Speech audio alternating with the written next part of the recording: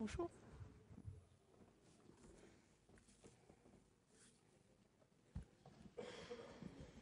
Bien, Madame la Présidente, Madame la Ministre, Madame le rapporteur, chers collègues, quelle urgence y a-t-il à légiférer pour renforcer la liberté, l'indépendance et le pluralisme des médias? Je dirais qu'il existe deux types de menaces pressantes, l'une interne au système médiatique, il est déjà amplement évoqué, mais l'autre externe, qui lui est intimement corrélée. Oui, la presse et l'audiovisuel font face à un phénomène de concentration qui oblige à une attention accrue. Ce même phénomène, d'ailleurs, est à l'œuvre dans beaucoup de secteurs économiques et on se rappelle les débats relatifs aux lois à la LCAP, création, liberté, architecture et patrimoine, autour de la concentration horizontale et verticale dans la musique, par exemple, et on voit que ce sont des tendances qui se développent. En vue de réguler l'industrie des médias, les deux lois fondatrices de 1986 portant réforme du régime juridique de la presse et relatives à la liberté de communication ont instauré des dispositifs de limitation des opérations de concentration. Pour autant, le défi posé par la compétition internationale exacerbée et la globalisation des marchés incite, on le voit, les grands groupes médiatiques à consolider leur position en diversifiant leur portefeuille. Il s'ensuit que depuis plusieurs années, ce phénomène de concentration s'accentue dangereusement et qu'il nécessite donc en conséquence d'être régulé. Le risque qui s'est avéré réel est bien sûr d'aboutir à une confusion entre les intérêts économiques des groupes détenteurs des organes de presse, on l'a déjà évoqué, ou des chaînes audiovisuelles, et la manière de traiter et d'analyser l'information. Quand cette déviance devient manifeste, elle ébranle, mes chers collègues, la confiance des citoyens dans les médias. Seuls 39% aujourd'hui leur font confiance.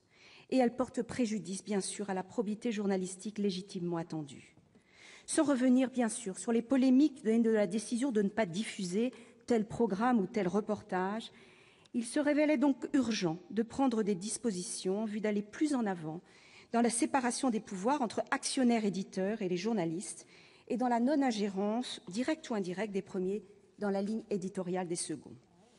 En somme, il est question de cloisonner ce qui relève de la gestion économique et financière d'un groupe, par essence privé, et ce qui a trait à l'information du public, intérêt éminemment général impliquant indépendance et pluralisme.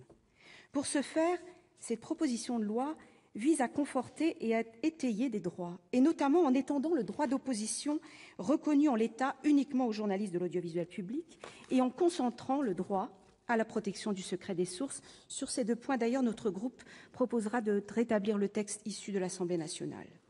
Il s'agit bien de sécuriser la profession journalistique, car malgré leurs droits et la liberté théorique dont ils jouissent et qu'ils exercent dans le respect de la ligne éditoriale, les journalistes aussi peuvent se restreindre. À l'instar d'artistes qui parfois, et malheureusement trop souvent en ce moment, s'empêchent d'aller peut-être jusqu'au bout de leur imaginaire, les journalistes ne sont pas à l'abri de l'autocensure, mal qui, bien sûr, fragilise toute démocratie. Conscients, voire victimes des pressions économiques qui pèsent sur leur groupe, ils peuvent éviter, on l'a vu, certains sujets, ou même s'interdire de les traiter de façon critique. De cet engrenage, il en résulte donc à minima la perte d'une grille de lecture d'un événement ou au pire, une perte sèche d'information. Quoi qu'il en soit, l'autocensure journalistique qui peut être causée par un manque d'indépendance des rédactions nuit aussi au pluralisme et il engendre une privation d'information pour le public, si bien qu'elle s'apparente aussi à une défaite de la démocratie. Par conséquent, faciliter et apporter la sérénité précieuse à l'exercice du métier de journaliste est une exigence démocratique. Milan Kundera, dans L'Immortalité, écrivait « Le pouvoir du journaliste ne se fonde pas sur le droit de poser une question, mais sur celui d'exiger une réponse.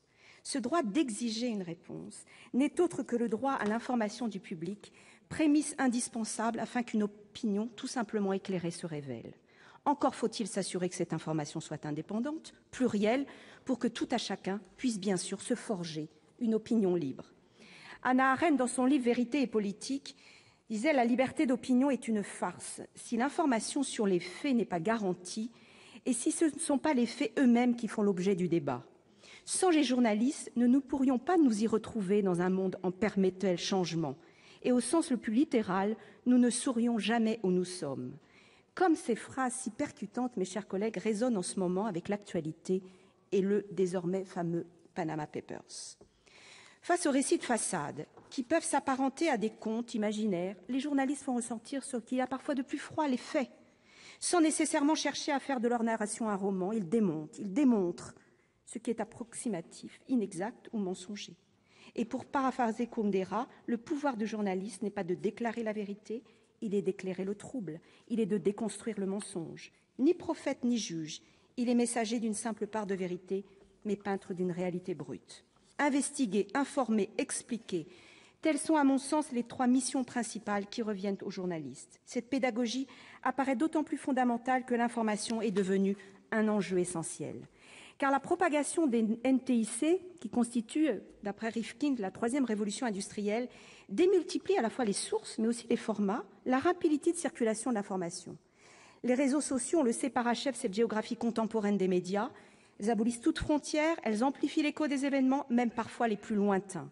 C'est ainsi que les individus s'emparent de ces nouvelles technologies. D'ailleurs, ils les font évoluer perpétuellement pour leur donner un sens.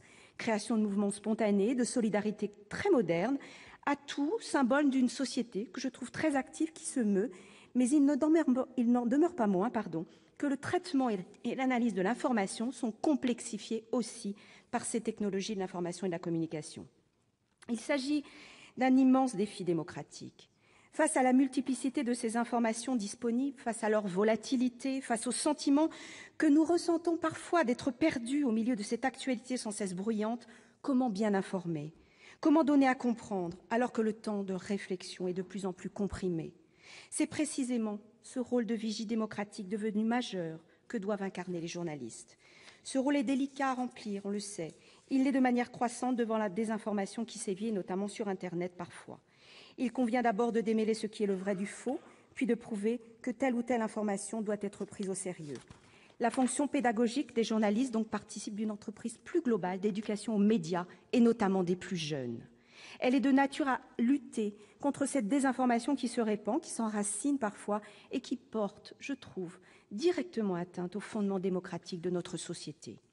À une époque où ce qui est cru est parfois plus important que ce qui est vrai, comme le déclare un artiste dans un de ses textes, être audible et légitime dépend autant du contenu du travail que de la confiance que vous inspirez.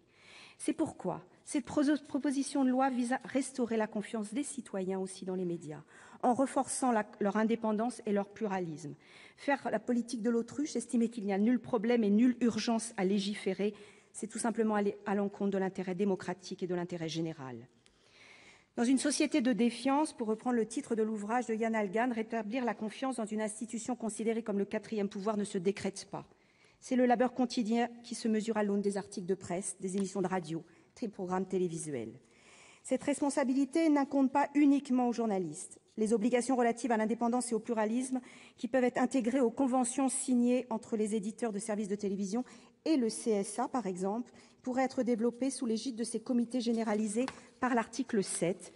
De même, ces derniers pourraient contribuer à valoriser les bonnes pratiques observées. En somme, l'objectif est donc bien de réfléchir à l'environnement médiatique dans son ensemble, à la manière d'étendre la confiance entre tous les acteurs, et dans cette perspective, les autorités publiques, l'autorité administrative indépendante en charge de garantir la liberté de communication audiovisuelle et le pluralisme des opinions doivent aussi inspirer confiance.